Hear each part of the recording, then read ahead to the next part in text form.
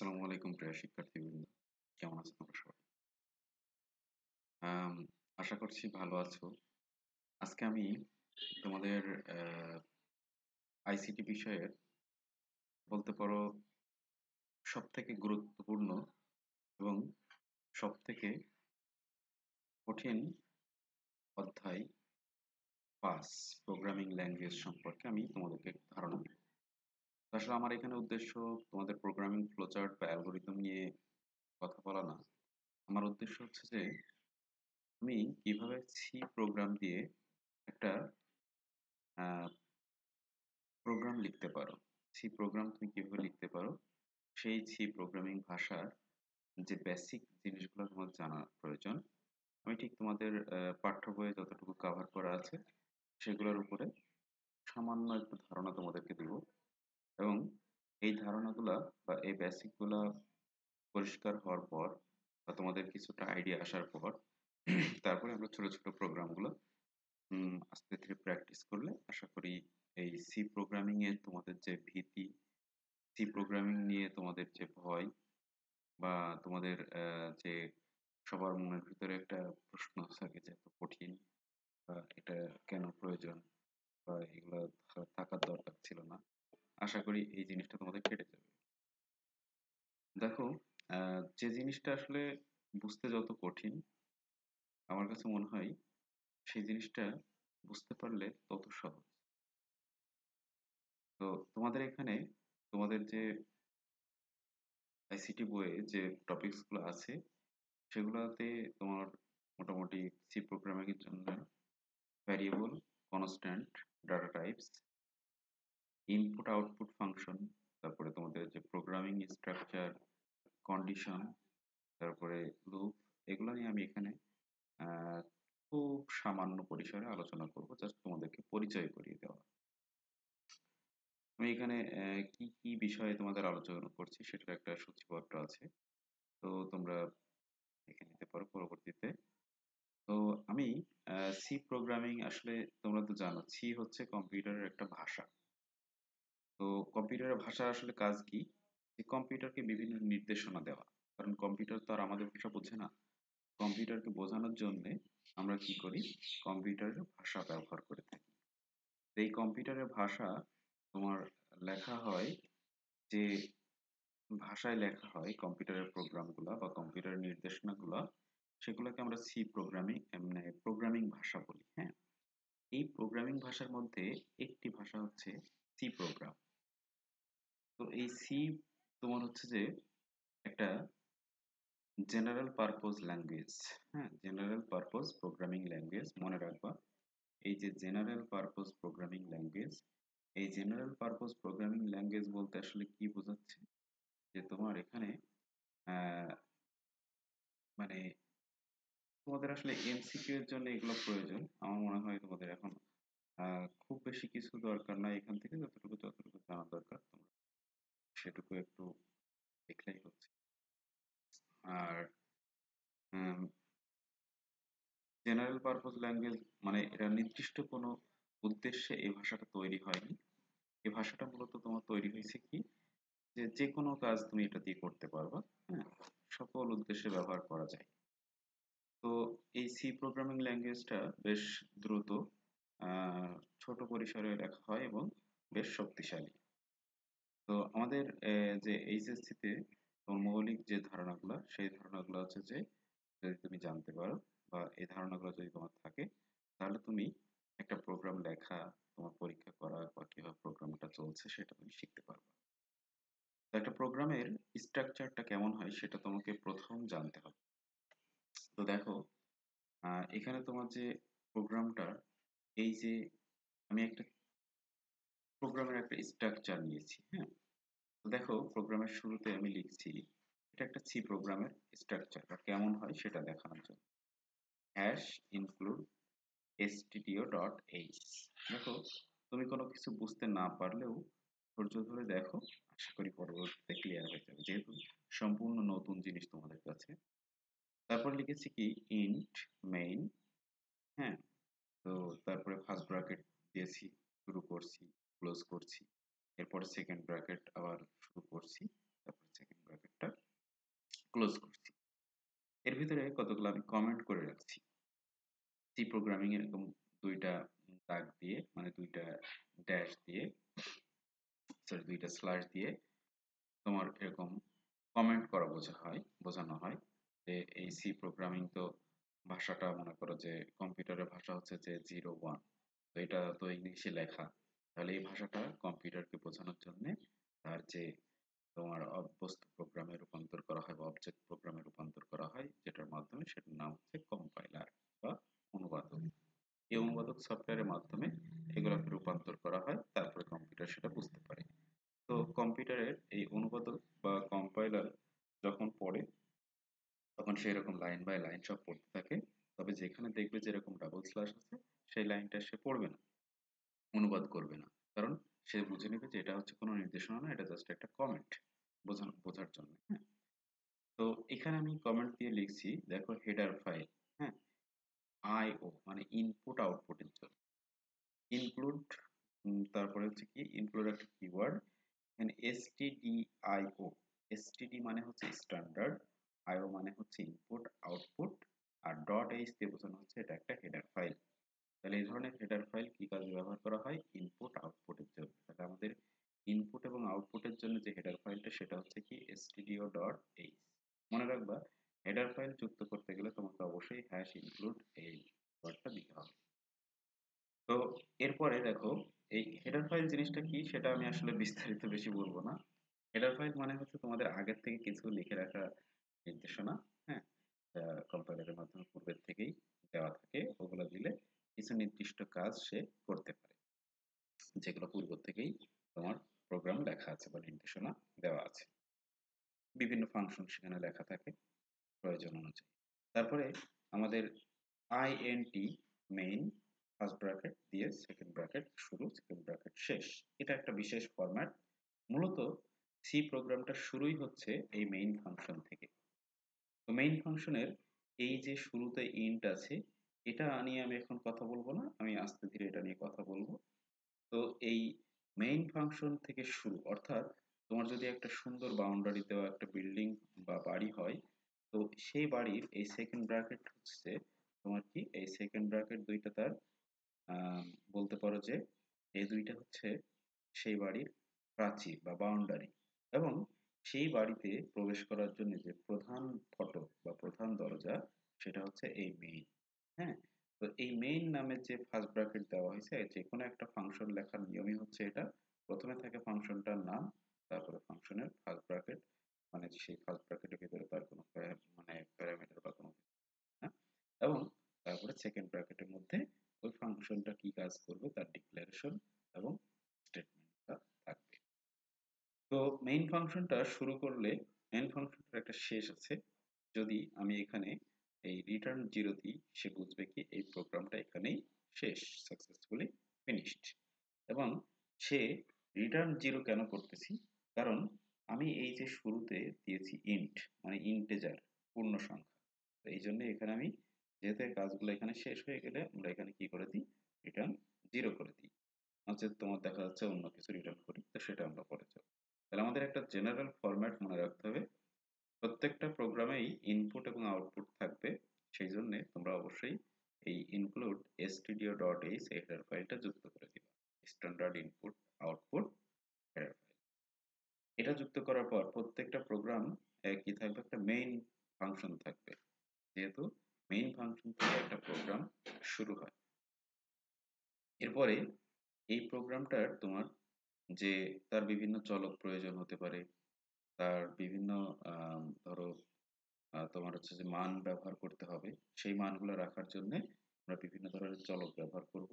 সেই চলকগুলো তুমি কোথায় মানে ডিক্লেয়ার করতে হবে, কি ধরনের চলক তুমি ইউজ করতেছো, যেহেতু সেখানে ডাটা জমা করবা, সেই ডাটার বিভিন্ন টাইপ থাকবে, সেই টাইপগুলো আমরা শিখবো একটু পরেই। স্টেটমেন্ট হচ্ছে কি তোমার যে বিভিন্ন কাজ আছে, প্রত্যেকটা কাজই হচ্ছে এক একটা স্টেটমেন্ট, এই স্টেটমেন্ট গুলো পরবর্তীতে আমরা লিখবো, এবং এরকম বিভিন্ন স্টেটমেন্ট নিয়ে তোমার কি তৈরি হবে, একটা সি প্রোগ্রাম তৈরি হবে, একটা কমান্ড তৈরি হবে, এবং সব শেষে আমাদের কি করতে হবে, প্রোগ্রামটা রিটার্ন করে দিতে হবে কি জিরো, অর্থাৎ প্রোগ্রামটা এখানেই শেষ। আমি এখানে স্টেপ বাই স্টেপ তোমাদের কিছু যতটুকু এখানে লেখা সম্ভব সব তো লেখা সম্ভব না, তো তোমরা এই ভিডিওর সাথে সাথে এটা দেখে নিবা। আমি এই পিডিএফ ফাইলটা সরবরাহ করব। ইনক্লুড stdio.h মানে হচ্ছে যে স্ট্যান্ডার্ড ইনপুট আউটপুট ফাংশনের ঘোষণা নিয়ে আসে। ইন্ট মেইন ফাংশন যেখান থেকে একটা প্রোগ্রাম শুরু হয়। মনে রাখবো কিন্তু এই কথাগুলো এমসিকিউ এর জন্য খুব গুরুত্বপূর্ণ, এখানে যেটুকু লিখছি সবগুলো গুরুত্বপূর্ণ। মেইন ফাংশন হচ্ছে কি যেখান থেকে প্রোগ্রামটা শুরু হয়। তারপরে ধরো রিটার্ন জিরো মানে এটা হচ্ছে একটা মানে অপশনাল ব্যাপার, কিন্তু যেখান থেকে আমার প্রোগ্রামটা শেষ সেটা আমার হচ্ছে ফাংশনটা কি রিটার্ন করতেছে সেটার উপর নির্ভর করে। তোমরা মোটামুটি এটা মুখস্থ করে ফেলবা, কারণ এটা হচ্ছে সব ক্ষেত্রে আমরা ব্যবহার করব, আমরা এইভাবে এই ফরম্যাটটা ইউজ করব। হুম, বেশি জটিলতা দরকার নাই, যেহেতু জটিল জিনিস আমরা এখানে যতটা সহজে পারা যায় সেটা। ভ্যারিয়েবল এবং কনস্ট্যান্ট, এই ভ্যারিয়েবল এবং কনস্ট্যান্ট শেখানোর আগে আমি একটা জিনিস শেখাবো, সেটা হচ্ছে ডাটা টাইপস। হুম, তো ডাটা টাইপস মানে হচ্ছে যে দেখো সি প্রোগ্রাম বলো বা মানে কম্পিউটারের যা কিছু বলো না কেন সবকিছু আসলে কি নিয়ে কাজ করে, ডাটা নিয়ে। হ্যাঁ, এই ডাটাগুলা তোমার হচ্ছে যে কি তোমরা জানো ডাটা এবং ইনফরমেশনের মধ্যে পার্থক্য। হ্যাঁ, তো ডাটাগুলো হচ্ছে একদম তোমার রুট লেভেলের যে আহ, তোমার হচ্ছে যে ভ্যালু গুলা, এগুলো হচ্ছে ডাটা। এবং এরকম ডাটাগুলা মিলিত হয়ে যখন অর্থবোধক কোনো কিছু হয় তখন সেটা হচ্ছে কি ইনফরমেশন, তাই না? তো এখন এখানে আমাদের এরকম অনেকগুলো ডাটা আছে, ডাটাগুলোর বিভিন্ন ধরনের ডাটা থাকে। সেই ডাটাগুলোর ধরনের উপর ভিত্তি করে আমরা কয়েকটা টাইপ এখানে পাই। যেমন পূর্ণ সংখ্যার জন্য আমরা ইন্ট নামের একটা ডাটা টাইপ, মানে পূর্ণ সংখ্যাকে আমরা ইন্টিজার বলি, তার সংক্ষেপে প্রকাশ করার জন্য আমরা কি করি, ইন্ট।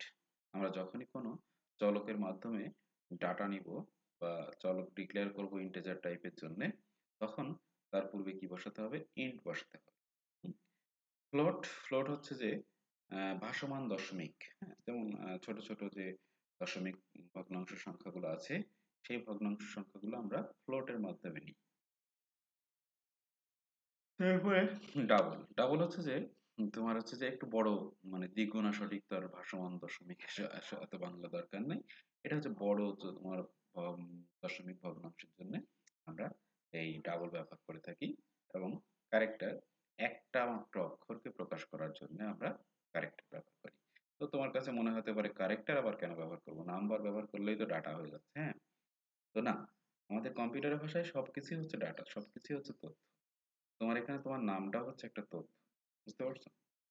তো এই জন্যে আমাদের এই একক যে কোনো অক্ষর নিতে মানে প্রকাশ করতে চাইলে আমরা CHAR, চার, ক্যারেক্টার থেকে সংক্ষেপে চার, তো এই এটা ডিক্লেয়ার করব।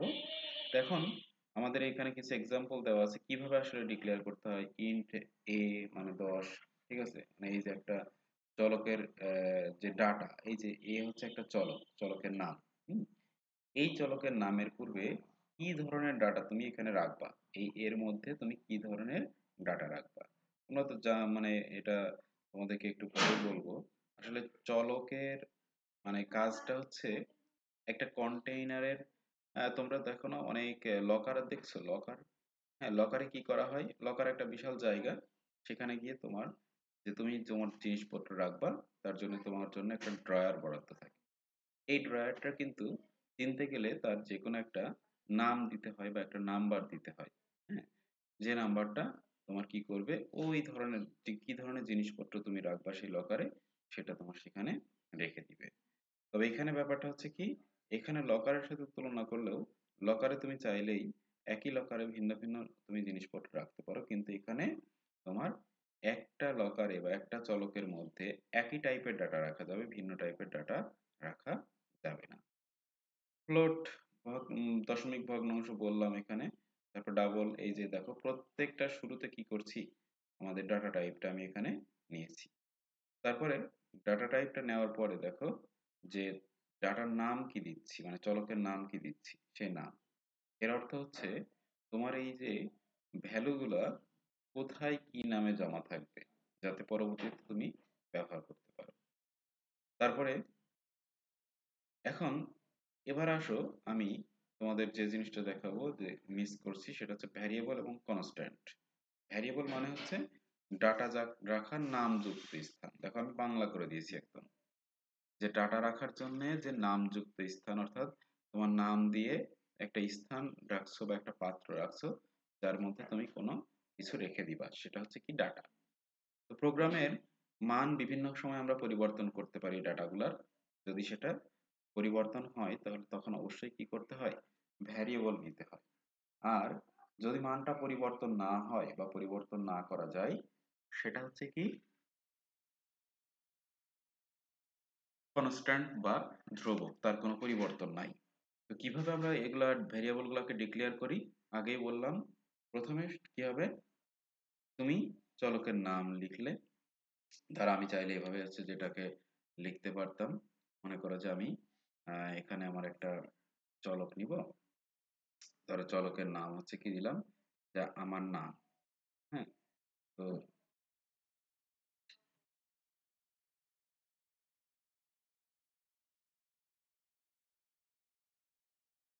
ধরো আমি চলকের আমার নাম দিব, চলকের আমার নাম আরে,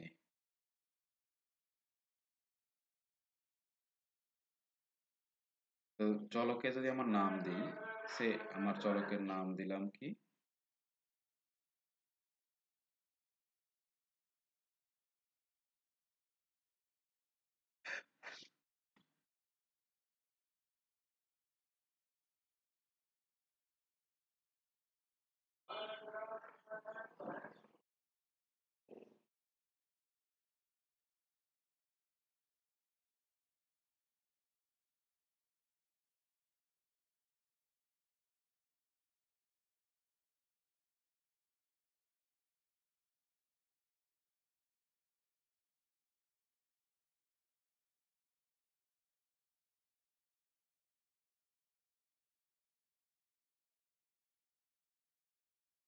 আচ্ছা এখানে আমার হচ্ছে যে মানে কোডটাতে তেমন একটা,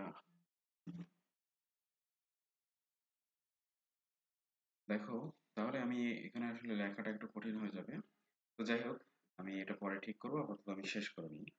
তাহলে এখানে ডাটা টাইপ হচ্ছে যে আমাদের জানলাম, এবং একটা ডাটা ডিক্লেয়ার করতে গেলে প্রথমে ডাটাটার মানে টাইপ বলতে হবে কি ধরনের ডাটা তুমি রাখতে চাও।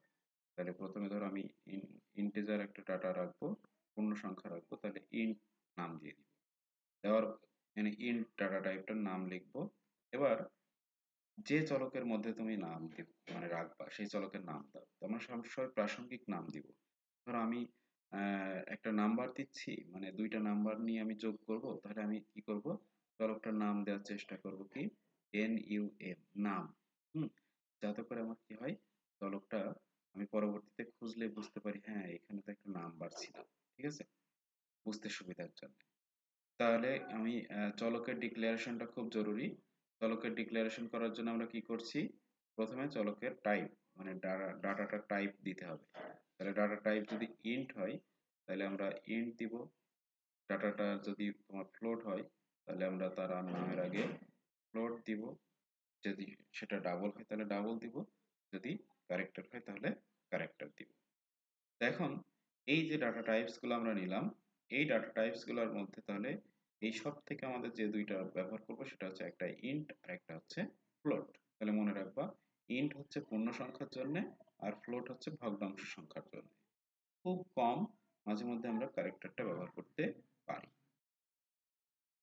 তো এরপরে আসো, তোমার এই টেবিলটা আমি এখানে দিয়েছি যে তোমাদের যে কতটুকু ডাটা তোমাদের লাগে।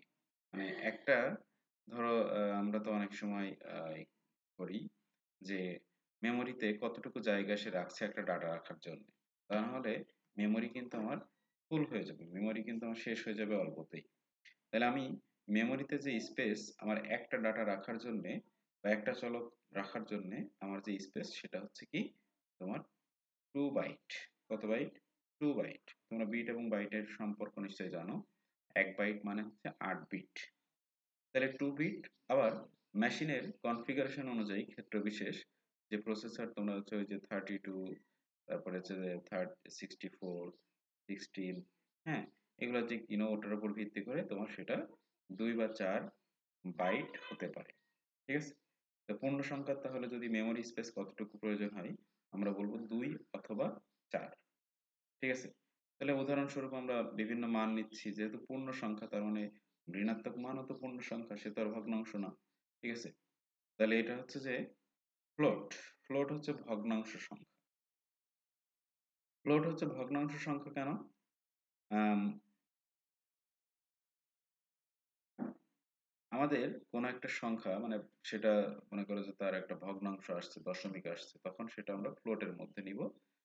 সাধারণত ভাগ করার ক্ষেত্রে আমরা নাম্বারগুলো সতর্কতার সাথে নিব। সেক্ষেত্রে আমরা ফ্লোট নিয়ে নিলে সুবিধা হবে, হ্যাঁ? ভাগ করে যে রেজাল্টটা আসবে তাহলে সেটা ফ্লোটেই চলে আসবে। এখানে আমরা কতটুকু মেমোরি স্পেস সে নিবে? সে সর্বোচ্চ 4 বাইট মেমোরি স্পেস নিতে পারবে। ঠিক আছে? ফ্লোট হচ্ছে কি সর্বোচ্চ 4 বাইট মেমো নিতে পারবে। তারপরে তোমার হচ্ছে যে আহ, উদাহরণ হিসেবে আমরা দেখতে পারি যে আমাদের বিভিন্ন ধরনের এখানে যা মানে মান আছে বা বিভিন্ন ধরনের এখানে আমরা মান দিতে পারি।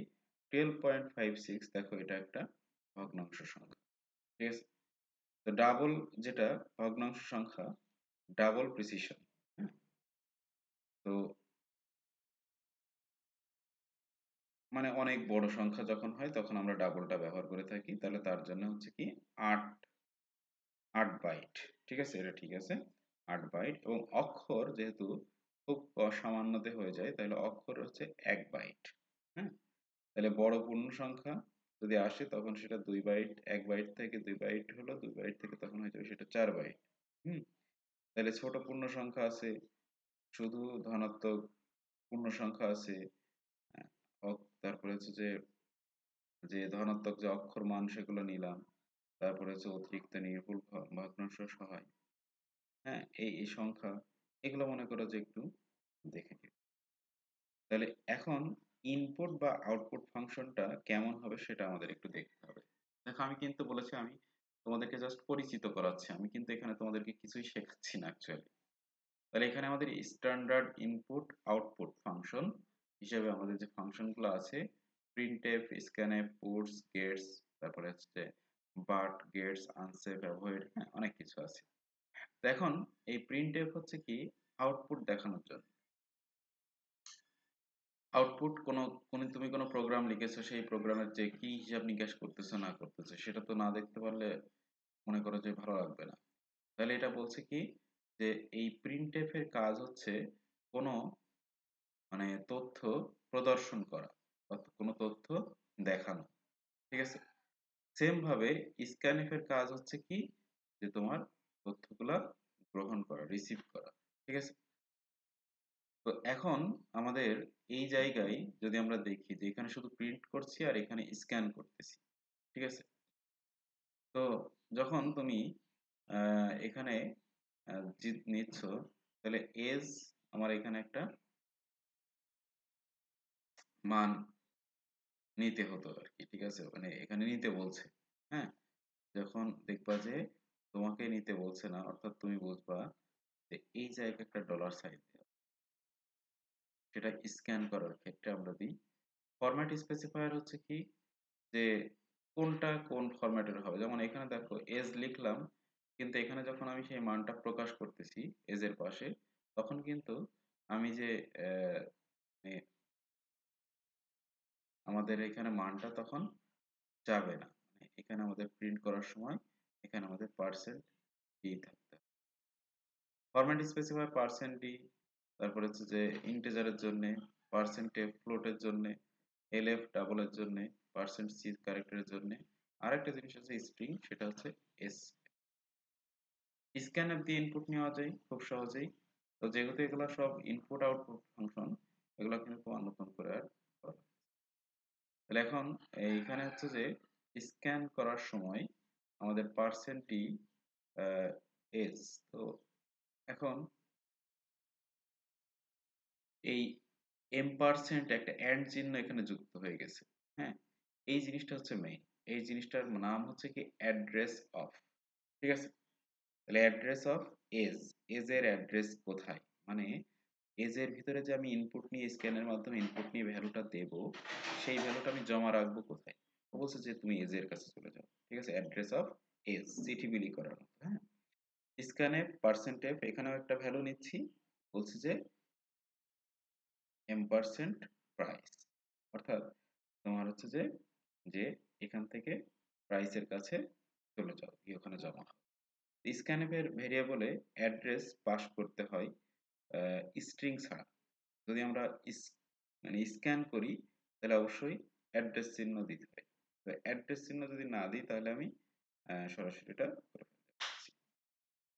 পুটস এবং গেটস এর একটা সংক্ষিপ্ত পরিচিতি এখানে দিয়েছি। পুটস হচ্ছে যে একাধিক তোমার হচ্ছে নিউ লাইন সহ তোমার একাধিক স্ট্রিং আউটপুট দিবে। আর গেটস ঠিক অপোজিট, তোমার হচ্ছে যে গেটস এর মাধ্যমে যদিও ডাটা নেওয়াটা ঝুঁকিপূর্ণ, হ্যাঁ, তাহলে এখানে হচ্ছে যে গেটস এর মাধ্যমে যেটা করতে পারো সেটা হচ্ছে যে যে এই গেটস এর যে স্ট্রিংটা আছে সেটা, যাই হোক এটা হচ্ছে যে তাহলে F gets string size stdin, হ্যাঁ, এগুলো ব্যবহার করতে হবে আমাদের। তো প্রোগ্রাম ফ্লো, একটা প্রোগ্রাম কিভাবে সংগঠিত হয়, দেখো প্রোগ্রামটা যখনই রান করে দিচ্ছ তখনই কম্পাইলার সেটাকে পড়া শুরু করছে। কম্পাইলার কি করছে, তোমার হচ্ছে যে আম, মানে যে আমাদের অধিকাংশ অ্যাক্সেস সব এখন কম্পিউটারের কাছে, তাই না? তো আমাদেরকে এইভাবে করে দেখা যাচ্ছে যে আমাদের বারবার করতে হচ্ছে। তো তারপরেও কিছু করার নাই। প্রোগ্রামের সিকোয়েন্সটা হচ্ছে কি, যে স্টেটমেন্ট গুলো সবসময় ক্রম অনুসারে চলবে। সি প্রোগ্রামের একটা মজার ব্যাপারই হচ্ছে যে ধাপে ধাপে ধাপে ধাপে আসবে, ঠিক আছে? এখন এই যে এখানে একটা সিলেকশন, যে শাখা মানে কিভাবে কি করবে না, তো এখানে মনে করো যে সিলেকশন মানে হচ্ছে যে সে কোন শাখায়, বা দেখা যাচ্ছে যে তোমার এখানে যেহেতু আমরা মোটামুটি ফ্লো, অর্থাৎ ফ্লো মানে হচ্ছে তোমার যে প্রোগ্রামটা ধারাবাহিকভাবে একটার পর একটা চলতে থাকবে, ঠিক আছে? এখানে ইটারেশন থাকবে, সেখানে ফাংশন থাকবে, সেখানে মনে করো কন্ডিশন থাকবে, হ্যাঁ, তবে সেটা step by step. If else textbook অনুযায়ী উদাহরণ, না, আমাদের টেক্সট বুক অনুযায়ী এখানে কিছু উদাহরণ নিয়েছি, যে ইফ এলস এর উদাহরণ, হ্যাঁ। ইফ এলস দিয়ে পোলাপান মনে করো যে খুব বেশি যে ধরতে পারে তা না, তবে এখানে দেখো ইনক্লুড stdio ডট এইচ, মানে আমি এখানে প্রথমেই বলে দিচ্ছি, এই যে আমি stdio ডট এইচ যোগ করে দিলাম মানে হচ্ছে আমার কি হয়েছে, যে আমার stdio ডট এইচ, ঠিক আছে, স্ট্যান্ডার্ড ইনপুট আউটপুট, হ্যাঁ। তারপরে এই ইন্ট, এখন আমাদের এরপরে যে কাজটা করতে হবে, মার্কস নামের একটা ইন্টিজার নিলাম।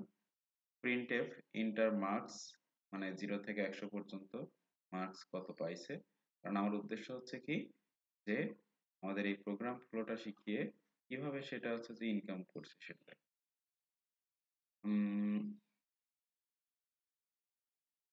সরি, কিভাবে সেটা হচ্ছে তোমার রান করছে সেটা দেখানো, তাহলে একটার পর একটা এগুলো চলবে, হ্যাঁ। প্রথমে হচ্ছে যে ডিক্লারেশন হবে, ডিক্লারেশনের পরে বিভিন্ন স্টেটমেন্ট হবে, স্টেটমেন্টের পরে কন্ডিশন হবে, সবকিছু থাকবে। তো এটা হচ্ছে তোমার একটা পাস বা ফেল চেক করার জন্য একটা। তো ধাপের যে ব্যাখ্যাগুলো আছে সেটা হচ্ছে ইউজার থেকে মার্কস ইনপুট নেওয়া হয়, হুম, মানে এখানে ম্যানুয়ালি মার্কস নেওয়া হচ্ছে যদিও, কিন্তু সেটা অটোমেশনের মাধ্যমে নিলে তখন আলাদা করে। ইফ এ মার্কস, মানে তোমার যদি এটা 40-এর থেকে বড় হয় তাহলে কি করবে, সে হচ্ছে যে পাস্ট প্রিন্ট করবে, আর যদি না হয় তাহলে ফেল্ড প্রদর্শন করবে, এই তো। তো F dot dot else if, যখন বহু শর্ত আছে, আম, এরপর অনেক আমরা হচ্ছে যে ইফ কিংবা এলস ইফ এগুলো ব্যবহার করছি, ঠিক আছে? তো এখানে গ্রেড নির্ধারণ করা একটা ব্যাপার, কারণ এই গ্রেডের কাছে আবার এখানে মনে করো একটু সমস্যা হয়। যেমন আমাদের হচ্ছে যে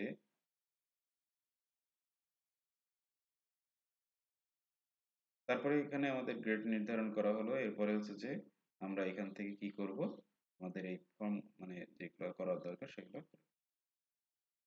তো এখানে ধাপে ধাপে যদি ব্যাখ্যা দেখি, তো ব্যাখ্যা এখানে প্রথম শর্তই হচ্ছে কি চেক করা যে মিলছে কিনা, তাই না? তো এখন প্রথম শর্ত যদি মিলে যায়, কখনো এখানে একাধিক শর্ত আছে না, তো প্রথম শর্তটা যদি মিলে যায় তাহলে কি হবে, ওটা একসাথে। তারপরে উদাহরণে মার্কস,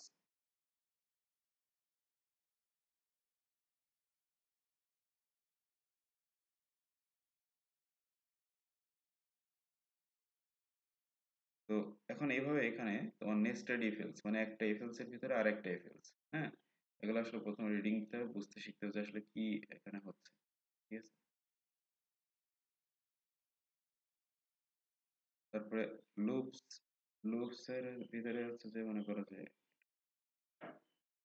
লুপস হচ্ছে কি একটা ঘটনার যদি তুমি পুনরাবৃত্তি ঘটাতে চাও তাহলে সেক্ষেত্রে আমরা সেখানে কি ব্যবহার করি, লুপ ব্যবহার করি, ঠিক আছে। তো এই লুপ গুলা কিভাবে কাজ করে সেটা আমরা পরবর্তীতে দেখাবো। তোমরা আগে হচ্ছে যে ভ্যারিয়েবল, ডাটা টাইপ এগুলোর ধারণা সুন্দর করে নাও, কিভাবে ভ্যারিয়েবল ডিক্লেয়ার করতে হয়, হ্যাঁ, বিভিন্ন ধাপে ধাপে এগুলোর ব্যাখ্যা আছে, এগুলো আমরা সব আস্তে আস্তে করব। তবে জাস্ট এখানে তোমাদের বোঝার জন্য দিয়েছি, হোয়াইল লুপ আছে একটা, ফর লুপ আছে একটা, ডু হোয়াইল লুপ আছে একটা, হ্যাঁ, খুবই সহজ জিনিস। তো তোমাদের এখানে প্র্যাকটিস করার জন্য কিছু টিপস দিয়েছি। প্রত্যেকটা ভ্যারিয়েবলের ব্যবহার করার আগে তার ডিক্লেয়ার করতে হবে প্রোগ্রামে।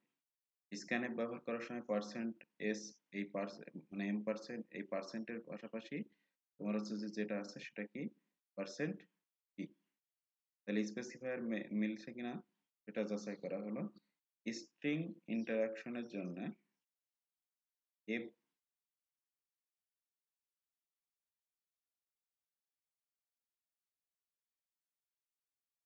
তারপর হচ্ছে যে লজিক ছোট টুকরা কোড ব্লকে ভাগ করুন, এইগুলো হচ্ছে যে আহ,